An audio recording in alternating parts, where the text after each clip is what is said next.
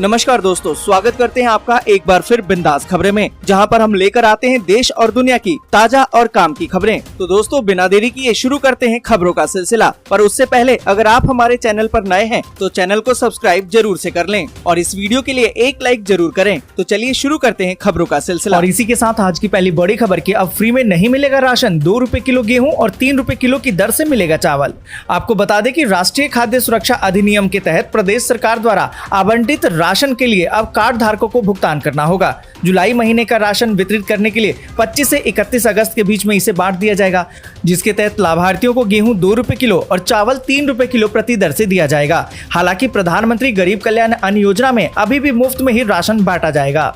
और आपको बता दें कि प्रदेश में महीने में 2 बार मुफ्त राशन बंट रहा था। एक राष्ट्रीय खाद्य सुरक्षा अधिनियम के तहत प्रदेश सरकार द्वारा नियमित राशन वितरण, तो दूसरा प्रधानमंत्री गरीब कल्याण अन्न योजना में। अब एक योजना में कार्ड धारकों को राशन का पैसा देना होगा और प्रधानमंत्री गरीब कल्याण अन्न योजना में आपको राशन फ्री में मिलेगा। और इसी के साथ अगली बड़ी खबर की, होने जा रहा है बड़ा बदलाव। आपके पास भी है आयुष्मान भारत कार्ड, तो जान लीजिए। आपको बता दें कि आयुष्मान भारत कार्ड के लाभार्थियों के लिए एक जरूरी खबर है। इस कार्ड में एक अहम बदलाव होने जा रहा है। केंद्रीय स्वास्थ्य मंत्री मनसुख मंडाविया ने बुधवार को कहा कि इस कार्ड में अब केंद्र और राज्य दोनों का ही लोगो होगा। दिल्ली, पश्चिम बंगाल और उड़ीसा को छोड़कर सारे राज्य इसके लिए सहमत हो गए हैं। अब तक इस कार्ड पर केवल केंद्र का लोगो होता था। कई राज्यों ने इस पर आपत्ति भी जताई थी। इस योजना में राज्यों की 40% हिस्सेदारी होती है, जबकि बाकी का खर्च केंद्र उठाता है। राज्यों का कहना था कि वे भी इस योजना में भागीदार होंगे, इसलिए आयुष्मान कार्ड पर उनका भी लोगो होना चाहिए। और आपको बता दें कि मनसुख मंडाविया ने कहा कि आयुष्मान भारत पीएम जन आरोग्य योजना दुनिया की सबसे बड़ी हेल्थ इंश्योरेंस स्कीम है। इसके तहत देश के हर गरीब परिवार को 5 लाख रुपए का हेल्थ इंश्योरेंस कवर मिलता है। और इसी के साथ अगली बड़ी खबर की, आटे की बढ़ती कीमतों पर लगाम लगाने के लिए मोदी सरकार का बड़ा फैसला, निर्यात पर लगाई रोक। आपको बता दें कि सरकार ने बृहस्पतिवार को गेहूं के आटे के दाम में तेजी पर लगाम लगाने के लिए इसके निर्यात पर अंकुश लगाने का निर्णय लिया है। प्रधानमंत्री नरेंद्र मोदी की अध्यक्षता में मंत्रिमंडल की आर्थिक मामलों की समिति बनी और इसमें बैठक हुई और इस बैठक में इसका निर्णय लिया गया। और इसी के साथ अगली बड़ी खबर की, सितंबर में 13 दिन बंद रहेंगे बैंक, जाने से पहले जरूर से देख लें छुट्टियों की लिस्ट। आपको बता दें कि सितंबर महीने में देश के अलग अलग हिस्सों में बैंक 13 दिन बंद रहेंगे। इसमें रविवार और 2 शनिवार की छुट्टियां भी शामिल है। ऐसे में पैसे के लेन देन या फिर किसी और काम से बैंक जाने की योजना अगर आपने बना रखी है तो पहले छुट्टियों की लिस्ट जरूर देख लें, जिससे कि आपको सुविधा हो। नहीं तो ऐसा भी हो सकता है कि आप बैंक जाएं और वहां पर आपको ताला मिले। आपको बता दें कि भारत में बैंक महीने के सभी रविवार और महीने के दूसरे और चौथे शनिवार को बंद रहते हैं। रिजर्व बैंक ऑफ इंडिया में छुट्टी के कैलेंडर के अनुसार सितंबर में 8 छुट्टियां हैं, इनमें से 10 सितंबर भी शामिल है। और इस दिन कोच्चि और तिरुअनंतपुरम में श्री नारायण गुरु जयंती के चलते छुट्टी रहेगी। दूसरा शनिवार होने के चलते इस दिन पूरे दिन देश भर में बैंक बंद रहेंगे। और इसी के साथ अगली बड़ी खबर की, 5G पर IT मिनिस्टर का बड़ा ऐलान, देश में इस तारीख से शुरू हो सकती है सेवा। आपको बता दें कि केंद्रीय सूचना और तकनीकी मंत्री अश्विनी वैष्णव ने कहा कि हम देश में 5G सेवाओं को तेजी से शुरू करने की योजना बना रहे हैं। केंद्रीय मंत्री ने कहा कि दूरसंचार कंपनियां इस संबंध में काम कर रहे हैं और तकनीकी इंस्टॉलेशन किए जा रहे हैं। केंद्रीय मंत्री ने उम्मीद जताई है कि देश में 12 अक्टूबर तक 5G सेवा शुरू हो जाएगी और इसके बाद शहरों और कस्बों में इसका विस्तार किया जाएगा। आपको बता दें कि वैष्णव ने कहा कि हमें उम्मीद है कि अगले 2 से 3 सालों में 5G देश के हर हिस्से में पहुंच जाएगा। हम ये भी सुनिश्चित करेंगे कि ये किफायती रहे। और इसी के साथ अगली बड़ी खबर की, पीएम मोदी ने नेशनल लेबर कॉन्फ्रेंस को किया संबोधित, कहा कि विकसित भारत के निर्माण में श्रम शक्ति की अहम भूमिका। आपको बता दें कि प्रधानमंत्री नरेंद्र मोदी ने नेशनल लेबर कॉन्फ्रेंस को संबोधित किया। राज्यों और केंद्र शासित प्रदेशों के श्रम मंत्रियों के राष्ट्रीय श्रम सम्मेलन में पीएम मोदी ने कहा कि विकसित भारत के निर्माण के सपने को साकार करने में भारत की श्रम शक्ति की बहुत बड़ी भूमिका है। इसी सोच के साथ देश संगठित और असंगठित क्षेत्र में काम करने वाले करोड़ों श्रमिक साथियों के लिए निरंतर काम कर रहा है। उन्होंने कहा कि प्रधानमंत्री श्रम योगी मानधन योजना, प्रधानमंत्री सुरक्षा बीमा योजना, प्रधानमंत्री जीवन ज्योति बीमा योजना, ऐसे अनेक प्रयासों ने श्रमिकों को एक तरह का सुरक्षा कवच दिया है। और इसी के साथ अगली बड़ी खबर की, गूगल को टक्कर देगी टिकटॉक की कंपनी, लॉन्च किया अपना सर्च इंजन। आपको बता दें कि टिकटॉक जैसे पॉपुलर ऐप के ओनर बाइटडांस ने सर्च इंजन लॉन्च कर दिया है।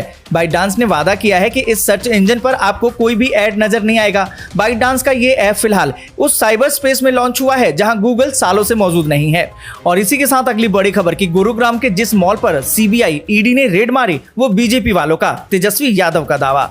आपको बता दें कि बिहार के उप मुख्यमंत्री और आरजेडी नेता तेजस्वी यादव ने बीजेपी पर एक बार फिर से सीबीआई, ईडी और इनकम टैक्स डिपार्टमेंट जैसी जांच एजेंसियों के दुरुपयोग का आरोप लगाया है। उन्होंने कहा कि गुरुग्राम के एक मॉल पर उसी दिन सीबीआई, ईडी और आईटी का छापा मारा गया जिस दिन हम बिहार में विधानसभा में विश्वास मत ले रहे थे। उन्होंने दावा किया कि कुछ सूत्रों ने इस मॉल से मेरा नाम जोड़कर बताया है, जबकि इसके असली डायरेक्टर के रिश्ते बीजेपी से हैं। आपको बता दें कि सीबीआई की छापेमारी और इसमें अपना नाम आने को लेकर तेजस्वी यादव ने कहा कि मुझे अफसोस है कि इस मॉल और कंपनी को मुझसे जोड़कर बताया जा रहा है, जबकि असल में ये बीजेपी वालों का है। और इसी के साथ अगली बड़ी खबर कि सिर्फ विधानसभा की सदस्यता पर ही संकट नहीं है, हेमंत सोरेन के लिए बढ़ सकती है दूसरी मुश्किलें। आपको बता दें कि खनन मंत्री के रूप में खुद को खादान आवंटित करने के मामले में झारखंड के मुख्यमंत्री हेमंत सोरेन के लिए विधानसभा की सदस्यता पर ही तलवार नहीं बल्कि भ्रष्टाचार का फंदा भी कस सकता है। खुद को खादान आवंटित करने को अवैध ठहराते हुए चुनाव आयोग के निर्णय के बाद इस मामले में भ्रष्टाचार निरोधक कानून और मनी लॉन्ड्रिंग रोकथाम कानून के तहत कार्रवाई का भी रास्ता साफ हो गया है। पर यहाँ पर आपको बता दें कि चुनाव आयोग द्वारा खादान आवंटन को अवैध करार दिए जाने के बाद परिस्थितियां पूरी तरह से बदल गई हैं। अभी तक ये हेमंत सोरेन के विरोधियों का आरोप था, लेकिन चुनाव आयोग ने इन आरोपों की पुष्टि कर दी है। इस मामले में राज्यपाल हेमंत सोरेन की विधानसभा सदस्यता निरस्त करने के साथ ही इसकी जांच विजिलेंस विभाग को सौंप सकते हैं। और इसी के साथ अगली बड़ी खबर कि WHO ने कहा कि दुनिया भर में कोविड से होने वाली मौत में 15% की गिरावट, सभी जगह नए मामलों में आई है कमी। आपको बता दें कि विश्व स्वास्थ्य संगठन यानी कि WHO ने कहा है कि दुनिया भर में कोरोना वायरस संक्रमण से जो मौतें हो रही हैं, पिछले सप्ताह 15% की कमी आई है, जबकि संक्रमण के नए मामले पहले के मुकाबले 9% कम दर्ज किए गए हैं। आपको बता दें कि कोविड-19 महामारी के ताजा साप्ताहिक मूल्यांकन में संयुक्त राष्ट्र की स्वास्थ्य एजेंसी ने बताया कि पिछले सप्ताह दुनिया भर में कोरोना वायरस से संक्रमण के 53 लाख मामले आए थे, जबकि संक्रमण से 14,000 लोगों की मौत दर्ज की गई है। और इसी के साथ अगली बड़ी खबर कि रूस ने तोड़ी पाकिस्तान की रीढ़ की हड्डी, चाहकर भी नहीं उड़ा पा रहा है made in China J-F-17 fighter plane. आपको बता दें कि रूस की वजह से पाकिस्तान के मेड इन चाइना J-17 लड़ाकू विमान अपने खात्मे की कगार पर पहुंच गए हैं। पाकिस्तान वायुसेना की फ्लीट पर खड़े अधिकतर विमान उड़ान नहीं भर पा रहे हैं। ये दिक्कत यहीं खत्म नहीं हो जाती है, बल्कि मामला और भी ज्यादा गंभीर है। स्थिति अगले कुछ महीनों तक तो ऐसी बने रहने की संभावना है। पाकिस्तान वायुसेना में 2022 तक कुल 164 J-F-17 लड़ाकू विमान शामिल किए गए थे। इनमें से 10 ब्लॉक 3 वाले वेरिएंट है। इनमें हाल ही में सेना में शामिल किया गया है। शुरू से ही पाकिस्तान J-F-17 विमानों को अपनी वायुसेना की रीढ़ की हड्डी बता रहा है। ऐसे में विमानों के ग्राउंड पर रहने की वजह से पाकिस्तान वायुसेना की रीढ़ की हड्डी टूट गई है।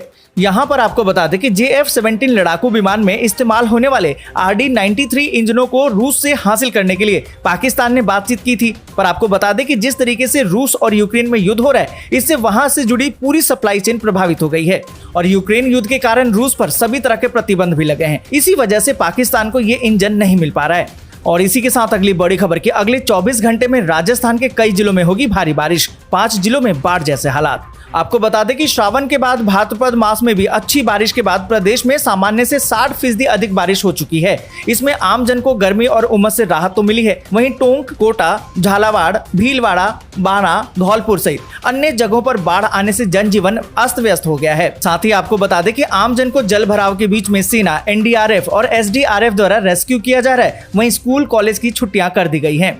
इधर तेज पानी के आवक से बांध के पानी छलकने लगे हैं। राज्य के 240 बांध बारिश के बाद ओवरफ्लो हो गए हैं। राज्य के 716 बांधों में से 262 बांध आंशिक रूप से भरे हुए हैं, जिसमें से 203 बांध खाली हैं। और आपको बता दें कि मौसम विभाग के मुताबिक प्रदेश में आगामी 24 घंटे में उदयपुर और जोधपुर में भारी बारिश। यहीं तक वीडियो आपको अच्छी लगी हो तो लाइक और शेयर जरूर कर दें। अगर अभी तक आपने चैनल को सब्सक्राइब नहीं किया है तो सब्सक्राइब जल्दी से कर लें।